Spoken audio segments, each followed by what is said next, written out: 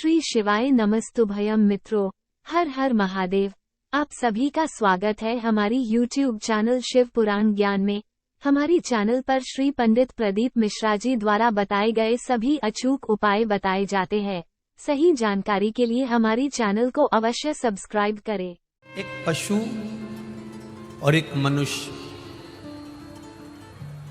एक पशु पक्षी जानवर और मनुष्य में एक बहुत बड़ा अंतर होता है।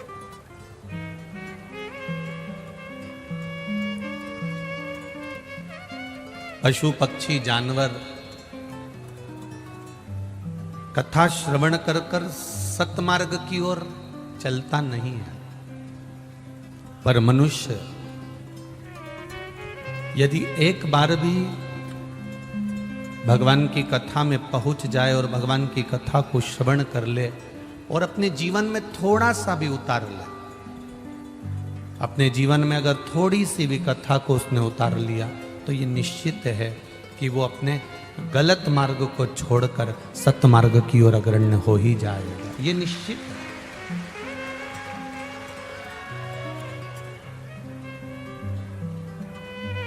कितनी दूर से आप लोग कथा सुनने के लिए आए हो?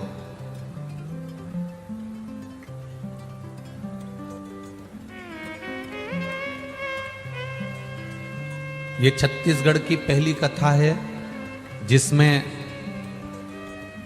कथा का पंडाल नहीं लग पाया था और भक्त कथा के पंडाल में आकर बैठ गए थे।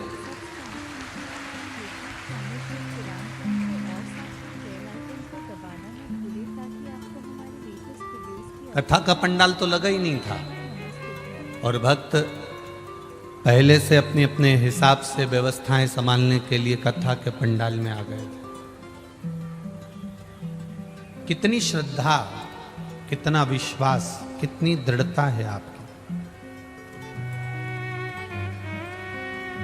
कितनी दूर दूर से आप 500 kilometre, 200 kilometre, 50 kilometre, 10 kilometre, 20 kilometre दूर से चल चल कर, जब वहां से चले थे 50 किलोमीटर था और आगे बढ़े 25 किलोमीटर हो गया और आगे बढ़े 10 किलोमीटर हो गया और आगे बढ़े 5 किलोमीटर हो गया।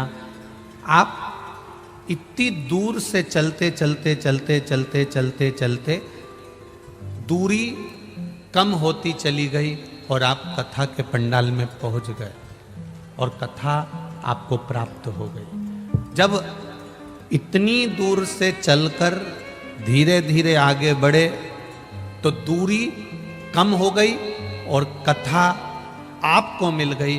उसी तरह रोज शिव महापुराण की कथा जो टीवी पर सुन रहे हैं, जो फेसबुक पर सुन रहे हैं, जो पंडालों में कथा सुन रहे हैं, रोज प्रतिदिन हम कथा सुन रहे हैं। इसका मतलब है हम धीरे धीरे आगे बढ़ते चले जा रहे हैं। अपने घर से चले थे, धीरे धीरे बढ़े थे, बढ़ते बढ़ते गए, बढ़ते बढ़ते गए तो कथा प्राप्त हो गई। उसी तरह रोज कथा सुनते चले जाओगे, बढ़ते चले जाओगे, बढ़ते चले जाओगे तो एक दिन भोलेनाथ भी प्राप्त हो जाएगा। ये निश्चित है। लोग कहेंगे क्या मिलता है कथा सुनने से? अभी तो सुनी थी, 15 दिन पहले तो सुनी थी, 10 दिन पहले तो सुनी थी। शिव तत्व की प्राप्ति क्या होती है? एक पत्र में देखिए किसी मां ने लिखा है,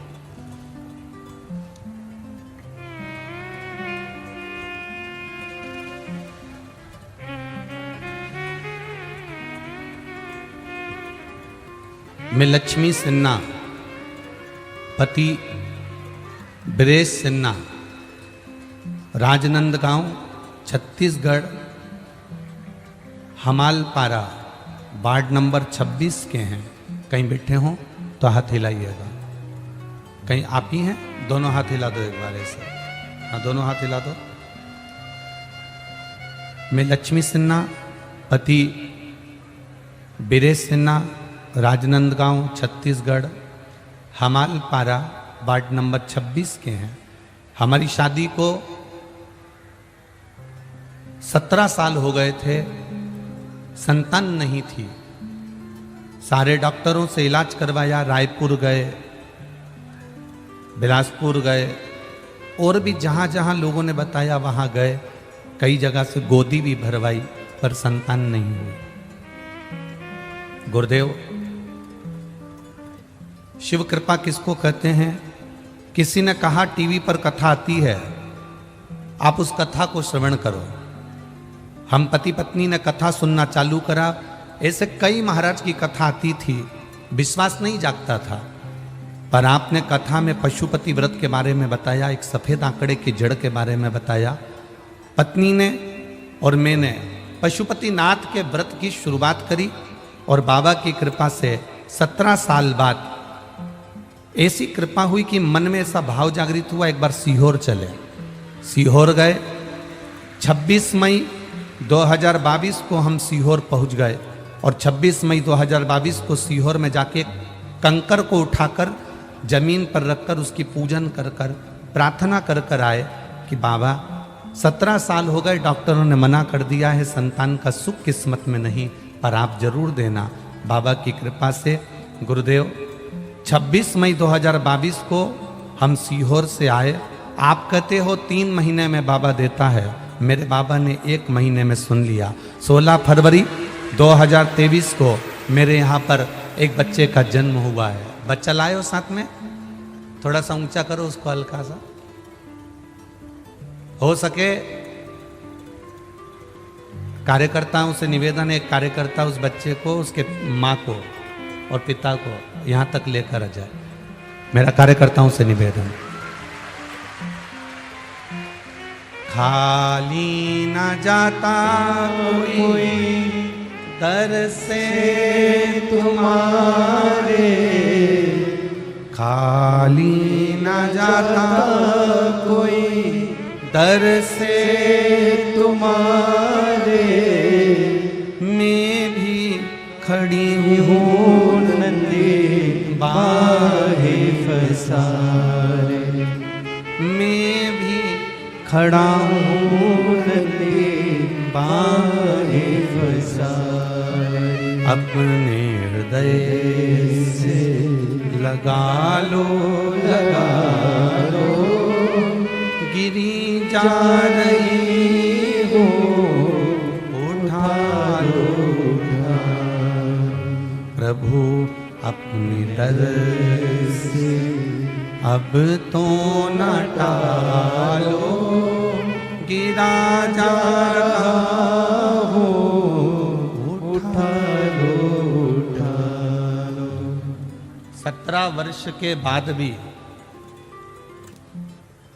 एक विश्वास, एक आस, एक भरोसा, एक दृढ़ता नहीं तोड़ी। और जब 17 वर्ष के बाद जब विश्वास नहीं टूटा, भरोसा नहीं टूटा, मात्र टीवी पर कथा सुनकर भरोसा इतना दृढ़ हो गया, इतना दृढ़ हो गया कि मेरे बाबा को गोदी में संतान देना ही पड़ी। ये शिव तत्व है।